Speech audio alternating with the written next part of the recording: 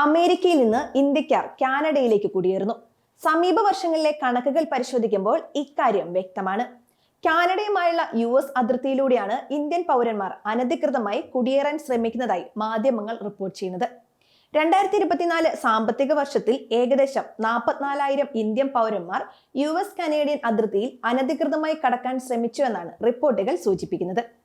ഈ കണക്കുകൾ ശരിയാണെങ്കിൽ 2023 സാമ്പത്തിക വർഷത്തിൽ ഏകദേശം 30,000 പേരും 2022 സാമ്പത്തിക വർഷത്തിൽ 17,331 ആളുകളുമാണ് കാനഡ അതിർത്തി കടക്കാൻ ശ്രമിച്ചത്. US പോർട്ട് പോർട്ടറിൽ നിന്നുള്ള ഏറ്റവും പുതിയ കണക്കുകൾ ഉദ്ധരിച്ചാണ് മാധ്യമങ്ങൾ ഇക്കാര്യം റിപ്പോർട്ട് ചെയ്തിരിക്കുന്നത്.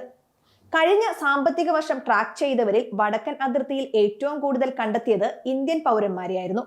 നിയുക്ത പ്രസിഡന്റ് ട്രംപ് രണ്ടാം തവണയും അധികാരമേറ്റെടുക്കാൻ ഒരുങ്ങുന്നതിനിടെയാണ് ഏറ്റവും പുതിയ കണക്കുകൾ പുറത്തുവരുന്നത്.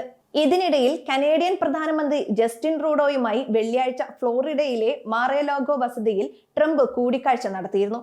ഈ ചർച്ചയിൽ അതിർത്തി സുരക്ഷയെക്കുറിച്ചുള്ള ചർച്ചകൾ ഉൾപ്പെടെ ഇരു നേതാക്കളും നിരവധി വിഷയങ്ങളും ചർച്ച ചെയ്തു.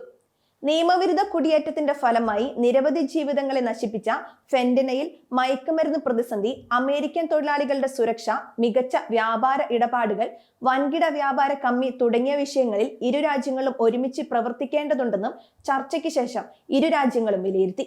ചർച്ചയ്ക്ക് ശേഷം US കാനഡയ്ക്കൊപ്പമുണ്ടെന്ന് ഡൊണാൾഡ് ട്രംപ് സോഷ്യൽ മീഡിയയിൽ കുറിക്കുകയും ചെയ്തു.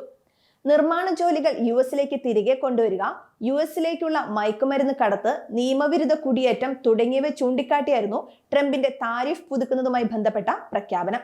മെക്സിക്കോ, കാനഡ എന്നിവിടങ്ങളിൽ നിന്ന് ഇറക്കുമതി ചെയ്യുന്ന എല്ലാ ചരക്കുകൾക്കും 25% തീരുവ ഈടാക്കും.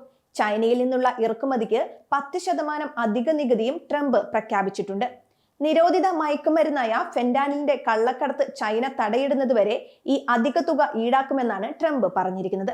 മെക്സിക്കോ, ചൈന, കാനഡ എന്നീ രാജ്യങ്ങളുമായുള്ള വ്യാപാര ബന്ധത്തിൽ രണ്ടാം ട്രംപ് ഭരണകൂടത്തിന് കീഴിൽ മാറ്റങ്ങൾ ഉണ്ടാവുമെന്നാണ് കരുതുന്നത്. ഇക്കണോമിസ്റ്റ് ഇന്റലിജൻസ് യൂണിറ്റിന്റെ US-ഉമായുള്ള ഉഭയകക്ഷി വ്യാപാര സന്തുലന പട്ടിക അനുസരിച്ച് ആദ്യ 10 രാജ്യങ്ങളിൽ 8ാം സ്ഥാനത്താണ് ഇന്ത്യ. നിലവിൽ ഇന്ത്യക്ക് മേലുള്ള ഇറക്കുമതി തീരുവ ട്രംപ് പ്രഖ്യാപിച്ചിട്ടില്ല. ഇന്ത്യയിൽ നിന്നുള്ള ഇറക്കുമതിക്കും കൂടുതൽ തീരുവ പ്രഖ്യാപിക്കാനുള്ള സാധ്യത തള്ളിക്കളയാനാകില്ല. ഇതിനുള്ള സൂചന ട്രംപ് നേരത്തെ നൽകിയിട്ടുണ്ട്. ഇന്ത്യ വലിയ വ്യാപാര ചൂഷകരാണെന്ന് ട്രംപ് അഭിപ്രായപ്പെട്ടിരുന്നു. തന്റെ ആദ്യ സർക്കാരിന്റെ കാലത്തെ നിയന്ത്രണങ്ങൾ തുടരാൻ തന്നെയാവും ട്രംപിന്റെ ശ്രമം.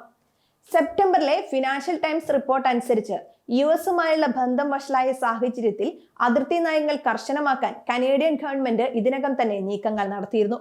ഇതിന്റെ ഭാഗമായി പെർമിസീവ് വർക്കർ വിസ പ്രോഗ്രാമിന്റെ റോൾ ബാക്ക് ആരംഭിക്കാനും കാനഡ തീരുമാനിച്ചിരുന്നു.